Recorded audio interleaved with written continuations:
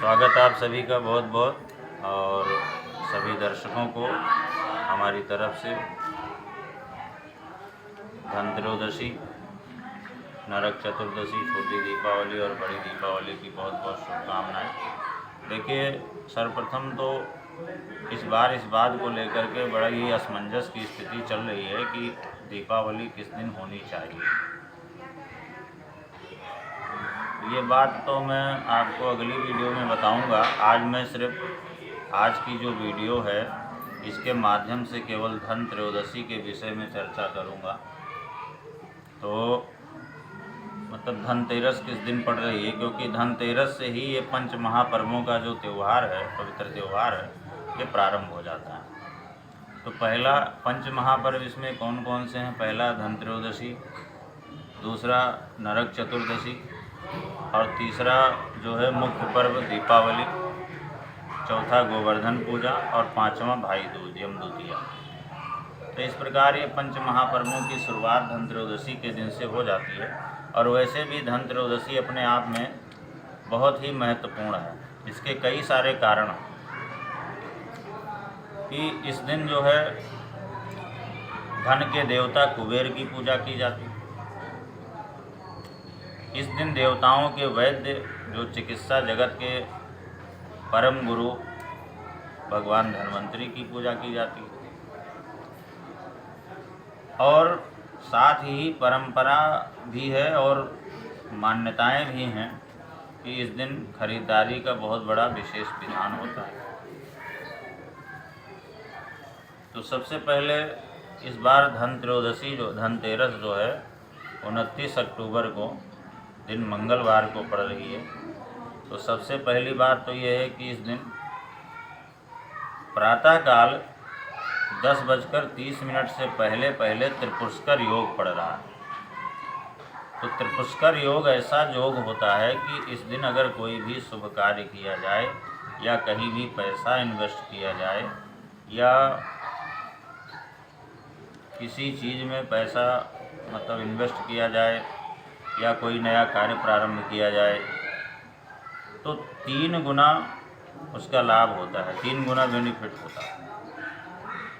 त्रिपुष्कर योग की ऐसी विशेषता है।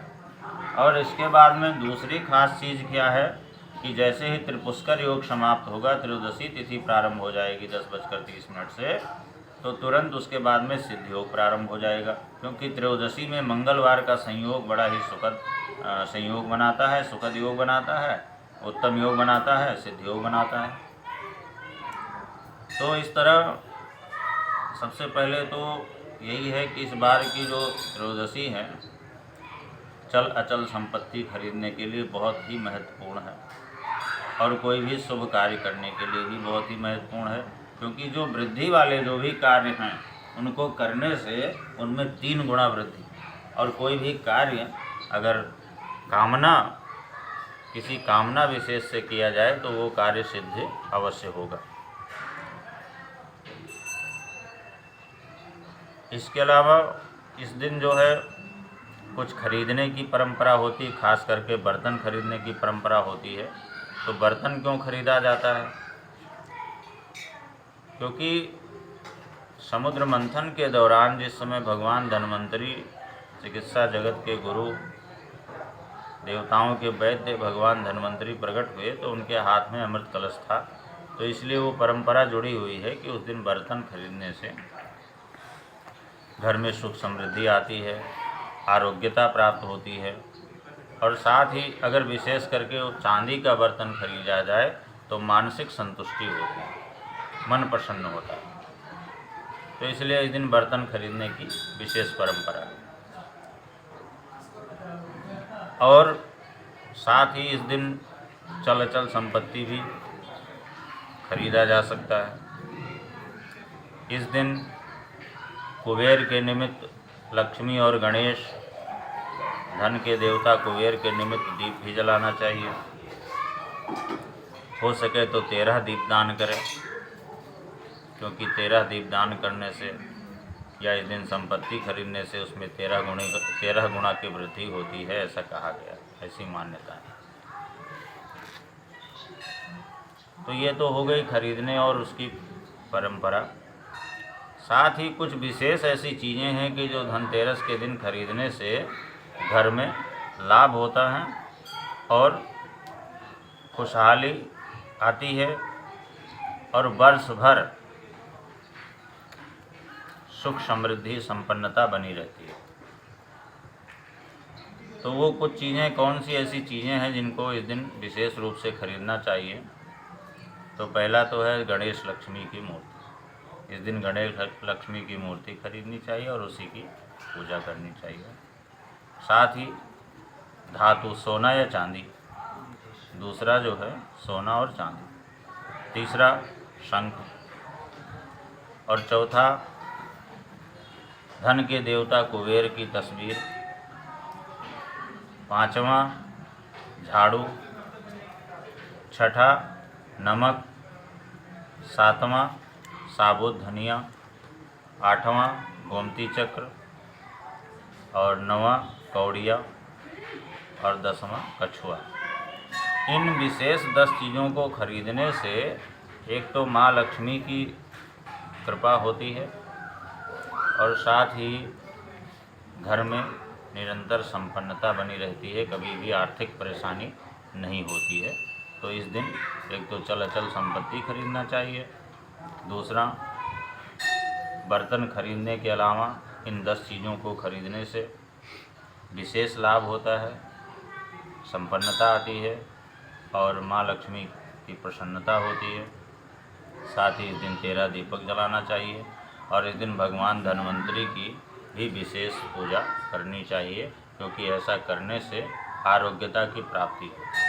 अगर कोई भी व्यक्ति अगर कोई रोग से ग्रसित हो या ना भी हो तो भी उसको इस दिन भगवान धन्वंतरी की पूजा अर्चना करनी चाहिए। ऐसा करने से रोग से शांति मिलती है और शरीर जो है आरोग्य होता है, शरीर में आरोग्यता प्राप्त होती है। इस बार जो खरीदारी का जो मुहूर्त है प्रातः 10:30 बजे के पहले भी किया जा सकता है, क्योंकि उस समय भी त्रिपुष्कर योग बन रहा है। और 10:30 बजे के बाद चूँकि त्रयोदशी तिथि प्रारंभ हो जाएगी और त्रयोदशी तिथि प्रारंभ होने के साथ साथ ही सिद्ध योग प्रारंभ हो जाएगा। तो प्रातः 10:30 के बाद से लेकर के और पूरे दिन खरीदारी का अच्छा मुहूर्त रहेगा। प्रदोष काल में इस बार पूजा करने का जो मुहूर्त है लगभग 6:30 बजे से लेकर के और 8:10 के मध्य का है सायंकाल। और जो प्रदोष काल बनता है वो लगभग 5:35 से लेकर के और 8:15 बजे के मध्य का बनता है, क्योंकि प्रदोष काल में गृहस्थ लोगों को प्रदोष काल में ही पूजा करनी चाहिए। और इसके बाद में उसी दौरान जो है वृषभ लग्न जो कि स्थिर लग्न है, स्थिर लग्न में माँ लक्ष्मी की पूजा करने से, कुबेर आदि की पूजा करने से घर में जो है लक्ष्मी स्थिर होती हैं। तो जो वृषभ लग्न है, स्थिर लग्न है, लगभग 6:15 बजे से लेकर के और 8:25 के मध्य का है। इस दौरान भी पूजा की जा सकती है। तो पूजा का मुहूर्त और प्लस धन त्रयोदशी पे जो 2 शुभ योग बन रहे हैं उनके बारे में हमने जानकारी दे दी। अगर किसी भी व्यक्ति को इसमें विस्तृत जानकारी और लेनी है कि धन त्रयोदशी के पीछे मतलब क्या कारण है, उस दिन क्या करना चाहिए, क्या नहीं करना चाहिए, वैसे तो सामान्य रूप से सभी लोगों को पता होता है कि इस दिन पूजा करनी चाहिए, बर्तनों को खरीदने की परंपरा है। इसके अलावा जो हमने 10 चीज़ें बताई हैं उनको भी खरीदा जा सकता है। तो ऐसा अवश्य करना चाहिए। मंगलवार के दिन त्रयोदशी का संयोग है, तो प्रातः काल से लेकर के 10:30 बजे तक त्रिपुष्कर योग बन रहा है, जो कि बहुत उत्तम है, 3 गुना लाभ देने वाला होता है। और इसके बाद में सिद्ध योग बन रहा है, तो ये बहुत ही अच्छा अवसर है। इस अवसर का लाभ जरूर लें और जानकारी अन्य लोगों तक भी पहुंचाने की कृपा करें। बहुत बहुत धन्यवाद।